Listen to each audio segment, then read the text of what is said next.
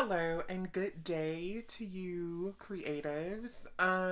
I am here again, and you know what day it is. So you know what time it is. Um but first, before we get into that, I took some time this morning because I don't know if you're like me, but I did not have a clear understanding of Memorial Day versus Veterans Day. So I decided to Google it, and what Google says about Memorial Day versus Veterans Day is this. It says that Memorial Day is the holiday that honors military personnel who died in service of their country, particularly those who died in battle or as a result of wounds sustained in battle. Veterans Day is the holiday that honors everyone who has served in the military, whether or not they served in wartime or died in battle. So, Memorial Day, which is what we're celebrating today, on this Monday, is the holiday that honors military personnel who died in service of their country, particularly those who died in battle or as a result of wounds sustained in battle. So, like I said, I don't know if you're like me and you had no clear understanding about what the difference was between the 2 days. I kind of thought that they were the same, and I guess in some ways they are, but they are um, also different as well. Um, so hopefully that clears that up for anyone who didn't know. So, as I stated before, you know what day it is. You know that it's Naked Monday if you have been watching my channel for a while. But let me allow myself to introduce me to you. So, if this is the first video that you've ever watched of mine, my name is Nadia Johnson. I am the indie published author of Remembering June and Remembering June Seasons Change, which are both books in what will become a 4-book series. And then I've also published and currently am in the process of republishing Unmasked, which is a part of a 3-book series that I am currently writing the second book in that series. Well, the first draft of that second book. Um, I came to writing and to author to with novels already under my belt, but the reason that I started doing this series called Naked Mondays is because I wanted to have a place where I could talk about things that were on my mind and also try to connect more with my audience. So that is where the concept came from. That is a little bit about me. And again, this is Naked Monday, and so let's go ahead and jump into our topic and let's get naked.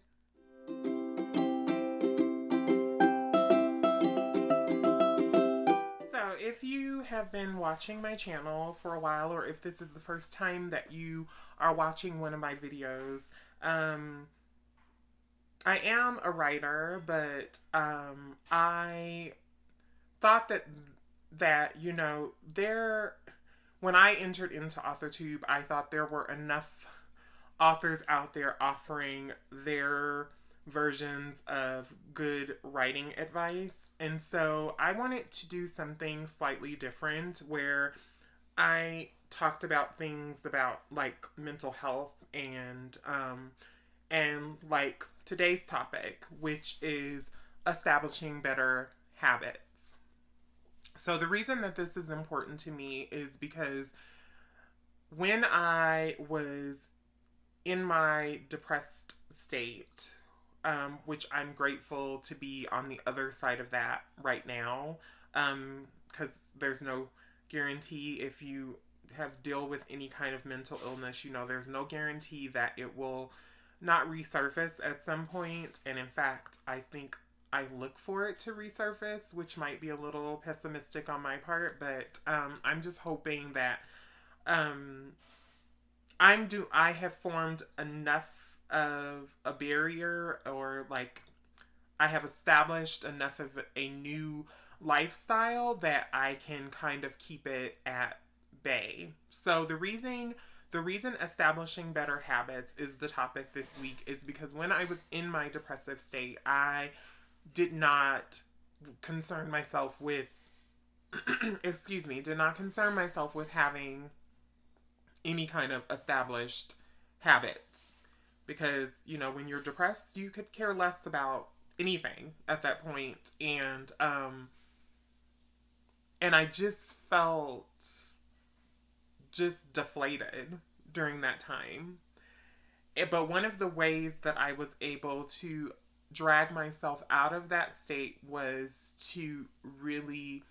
first of all to talk about it. I use talk therapy on a regular basis, at least once a month now, where I'm talking to a licensed therapist. And I also began to, in my talk therapy, begin to establish new habits. So, it helped me because it helped me to come to the other side, and it helped me to return to my creative life, which at the time I didn't think was going to be a possibility. The thing I used to do when I was trying to establish a new habit that really did not work for me, and that I've discovered as I've gotten older that it would have never worked for me because of the way that I am. I used to try to jump in and like really push myself to do whatever it was that I needed to accomplish. And I think there needs to be a certain amount of gentle nudging, but I also think that the important thing is, and the first point that I would like to make about establishing new habits is that it's going to take one step at a time. Um, you can't expect yourself to go from 0 to 60 in, a matter of moments. You are a human being. You are not a car that is built to jump from A to B in a certain amount of seconds. So once I understood that this was my process and that I needed to take things one step at a time, it really did ease some of the stress for me of trying to be, or trying to prove to myself that I was worthy of the creative life. Because sometimes, as we watch other people establish their creative careers and they reach some level of success, we somehow begin to feel like we need to keep up with them. And I realized that my journey is mine, and taking a single step every day, or as often as possible, is better than doing nothing at all. So that is the first point I would like to make in establishing, better habits, is that it takes one step at a time, not 12. Another thing that can happen for us when we're trying to establish better habits is we can become very performative. And what I mean by that is that we think that if we take certain steps and we line up certain things, that eventually things are going to begin to fall into place. But what I've come to realize is that there is no perfect formula for establishing a creative life for yourself. There are people out here that can teach you things because they've learned from their own experience what works for them. But the bottom line is that perfect should not be your goal. And that is the second point I would like to make. Perfect is not the goal when you're establishing new habits. Because if perfect is your goal, you're in a place where if you stumble, or if you fall, or if you forget, or if one day you're just having an off day and you just don't feel like doing anything, you feel like you failed at your goal. And I can't work under that pressure. And I don't know how many of you out there work underneath that pressure right now of being perfect and performing perfect and, and putting material out there that is perfect. I think even in the most perfect manuscript, I will always still find something that is off about it. And in my own work, I no longer I seek to be as perfect. I seek it to be as perfect as I can possibly make it, of course, but perfect is not my goal anymore, because it's an impossible kind of standard to set for yourself. So that is the second point I would like to make in establishing better habits, that perfect is not the goal. Another thing that used to be a big hang up for me is routine. I am a person who likes spontaneity, who likes to be kind of free flowing, and doesn't like to have a lot of established rules, which is why, the rule that you have to write every day has always caused a huge problem for me. Because currently I am writing as much as possible every day. But that's because I'm in the first draft of a manuscript. But that is not my established writing habit, but it has become my established writing habit. But I don't think that, I think in not allowing yourself to be flexible and to be free flowing and, to offer yourself some grace every once in a while in your creative journey, the routine can become boring. And that is the third point I would like to make. Routine does not have to be boring. Like, there is a way to establish a routine for yourself that works for you in the moment. I'm not saying, but I also want to stress that it may not work for you all the time. So that's why it needs to be free flowing, and it needs to move with the changes of your life, and the changes of, whatever just happens to be going on for you in in every moment, rather than this established rigid routine that you have to do every day. And it doesn't have to be, I think it doesn't have to be boring. You can make it exciting. You can move, like for me, something that is very important to me is not writing in the same place all the time. I don't always write outside. I don't always write inside. Last week, I actually wrote, for the first time in a very long time, I sat on a blanket out in the park, at my favorite park, and I wrote one of my sprints out in the park. And it's about doing the things that make your routine fun, because routine can be boring, but it doesn't have to be. And so that is the third point the third point I would like to make, is that routine doesn't have to be boring. When we are establishing better habits, sometimes our consistency with what we're trying to create can be up and down.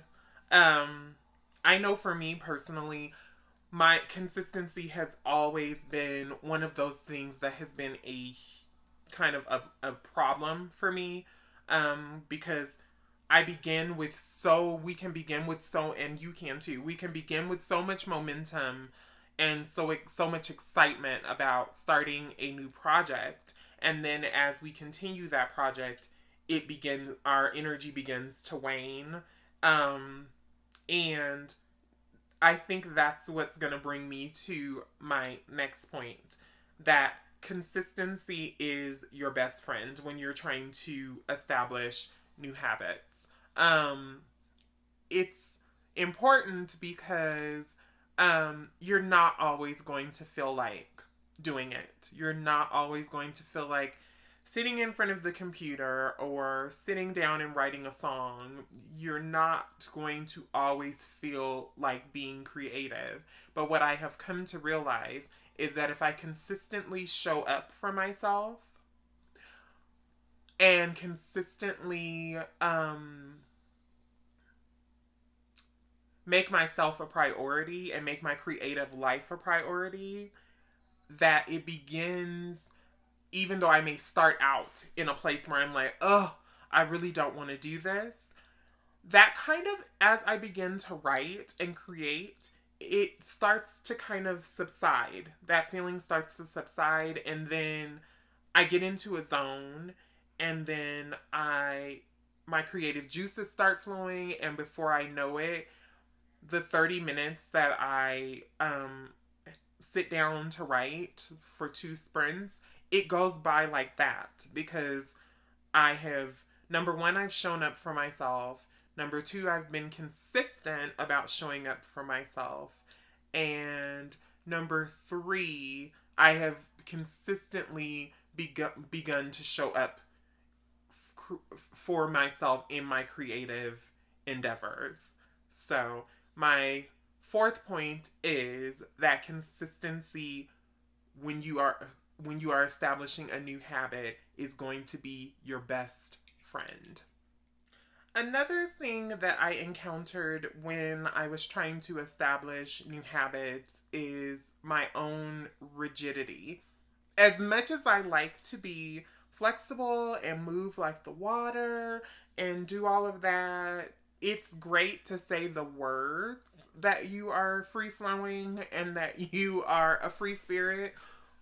But when it came to my creative life, I was not so free flowing, and I often found myself very rigid in what I thought my creative life was supposed to look like. So, the fifth and final point I would like to make is that you need to know when your habits are too rigid, because it's possible for you to establish habits that are just too rigid for your life, that are not going to work for you in the long run, and that are absolutely impossible for you to keep up with. And what I've realized about my own rigidity is that it it added to my negative self-talk. Because if I failed and the habit I was trying to establish was too rigid, I would then beat up on myself about not meeting my own expectations.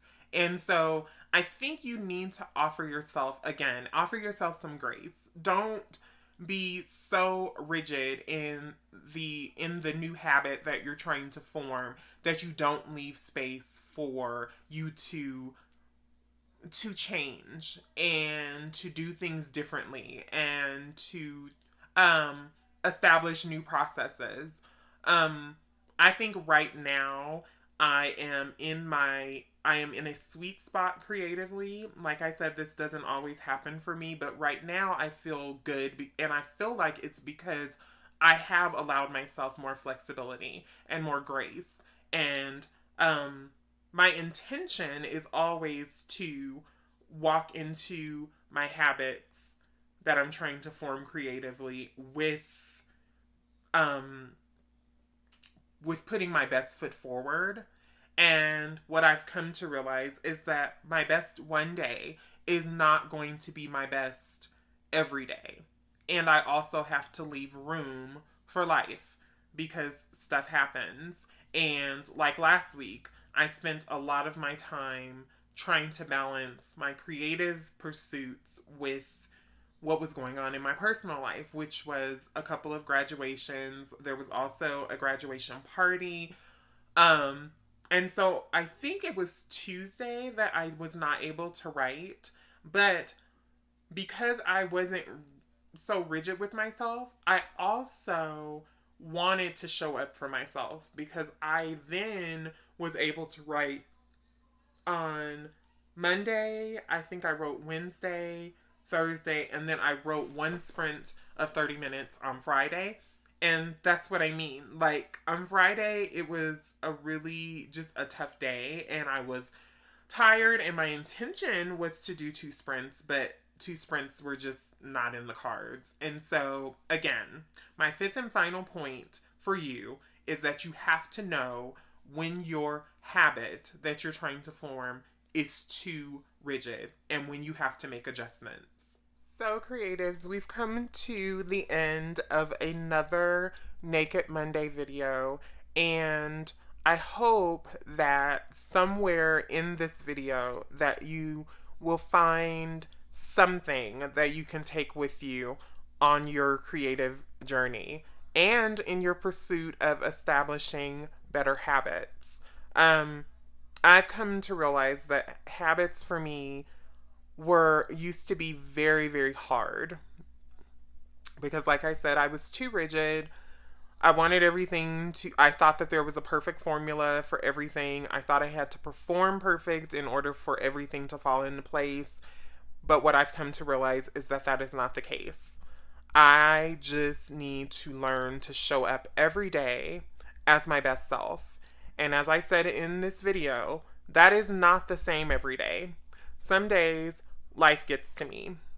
Some days I'm tired. Sometimes I'm exhausted. But I think what habits do for me is they establish a baseline. Something that I can always return to when I have fallen off track. So remember that habits are not meant to be rigid, but they can serve as kind of a roadmap or a baseline for you when you've kind of gone off track in your creative journey. So anyway, if you like this video and you like my content, please subscribe, please comment, please like and share this video. And I just want to say happy Memorial Day to all of the people that have served our country in any capacity, because you are really important to the freedoms that we have today. So I just want to stress that I appreciate you, and that in our changing world, I wish and hope for you the best now that for those of you that are no longer serving, and for those of you that are still serving. So anyway, this is the end of the video. Have a fantastic Monday and a fantastic week. And I will catch up with you at the end of the week when I upload my work in progress video. Have a great and wonderful day. Bye for now.